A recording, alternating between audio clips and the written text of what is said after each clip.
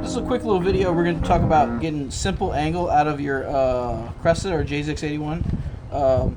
We already installed this on one side, but this is a simple little spacer you can get from Punch Out Performance, and it gives you just a little bit of extra angle in case you don't have the money for cut knuckles. These things were like, I think, 40 or 50 bucks. Anyway, you just slip on there, put some Loctite right there, and then put it back in. Simple as that.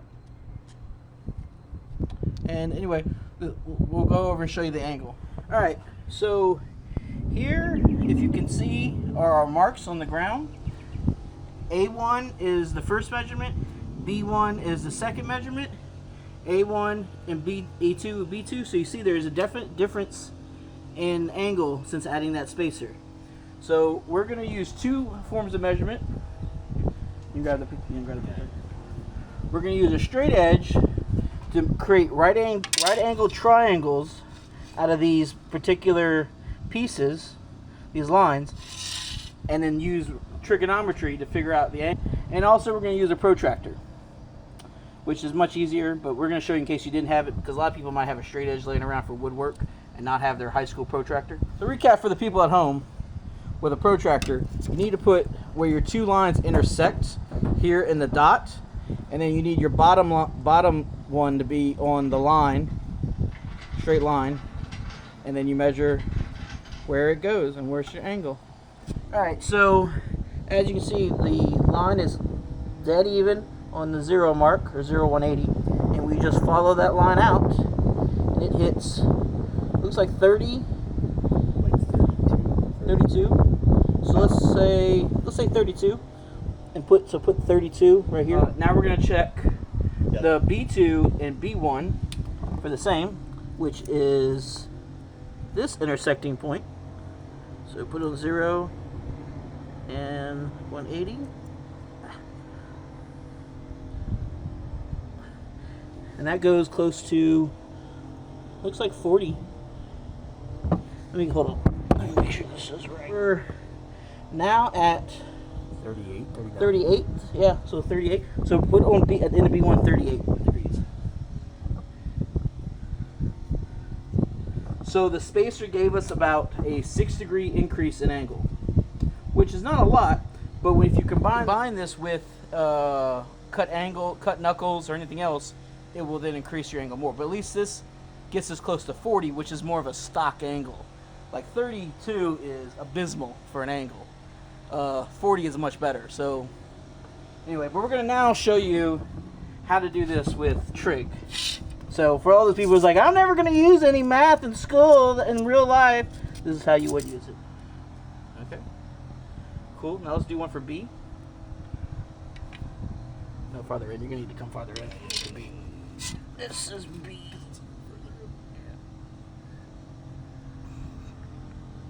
That's B.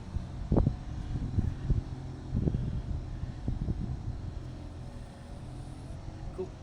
Alright, so now what we've done is draw the little right angle symbol for each one. So now what we've done is create two 90s within these triangles. So if you remember from geometry in Algebra 2, sine of, which is what these, we want to know these angles on this side. Sine of the angle, what times adjacent gives you the hypotenuse. So what we can do is measure the adjacent and measure the hypotenuse, and then use inverse sine to figure out what the angle is. Right?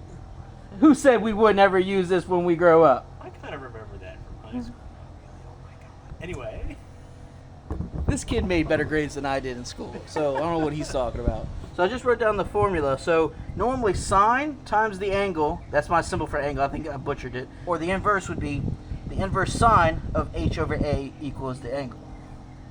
Yeah, and it doesn't start at 0, so you have to just get the line right there. Yeah.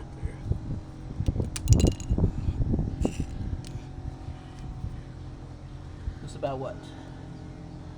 It's about 18.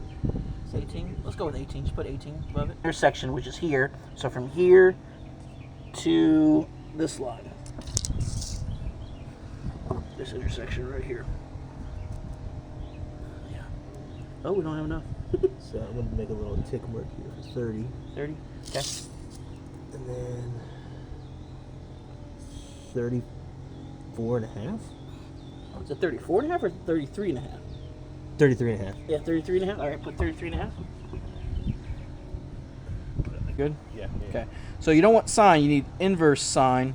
Whatever gets you this symbol. Then 18 divided by 33.5. 32.5. What did we come up with? 33? 32, 33. Yeah. 32, 33. So we were pretty close. So, and our numbers on the ground might be slightly off too. Our centimeters might be a little bit off. But 32 to 32.5 makes sense. Now let's find, using this method, the added angle kit, the B. 13 and a half. 13 and a half?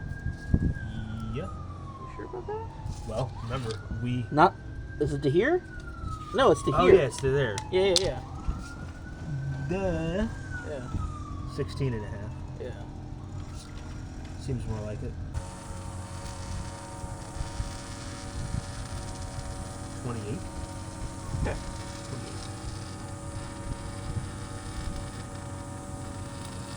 All right. 16.5 divided by, can you see that? Yeah, 16.5 divided by 28. Okay. Equals 36. Now, we came up with 38. So according to this, we're only getting about 3.5 degrees more angle. I'm inclined to our measurements could be slightly off, because so if this number is 17, it's more so one of these numbers, our vertical number, could be off a little bit. So anyway, so in conclusion, the little thing gets you probably 4 to 5 degrees of angle, which isn't a lot, but it's a start. My point was it gets you closer to 40, which is more normal angle. All right, so we did the tie rods with the spacer on the other side, the passenger side. That's the side that comes with that tie rod, and the reason it has this particularly different type of tie rod than the driver's side, that's the driver's side, is because it has this here to hold the bracket for the shock, the steering shock absorber. So we put one of these new with the spacer on the other side with Loctite. Perfect, fine, no problem. We went to go put it on with this one, this new tie rod for the driver's side. I'm not sure if you can tell, but the little tip of it's not threaded all the way, and with the spacer there wasn't enough threads to get it into the rack, and it ended up stripping the threads off of the tie rod. So we noticed that this guy is threaded all the way, so we ordered one of these, and we're going to put one of these, since they are the same length, both driver's side and passenger side are the same length, it's just the difference on if they're threaded all the way. Since this is threaded all the way, this will go into it with the spacer. Also, significant information here. I don't remember on the other side, but on this side, not sure if you can see, the rack is slightly has a space before the threads start on the inside. So that's another reason why we're low on thread count. So we're gonna try this and see if it works. So that worked, the tie rod part. So we were able to get the passenger side tie rod on the driver's side, and we just used the same boot and just pushed it over it. If you're putting the rack spacers on, you might want to have two tie rods from the passenger side, since they have threads all the way to the very end. If not, make sure the ones you buy have threads all the way to the end. If you get one that's for the driver's side, and it has threads all the way in, it'll work. It's the most important thing is having threads all the way to the end for the use the rack spacers, because if there's a little bit off to the end, it's not going to work out so well for you. But anyway, I hope you found our formula, which is not our formula, it's just trig. Some guy probably 500 years ago figured it out, or 1,000 years. Hope you help that useful, and the little info we provided on putting tie rod spacers on Cressida. Anyway, any words for them?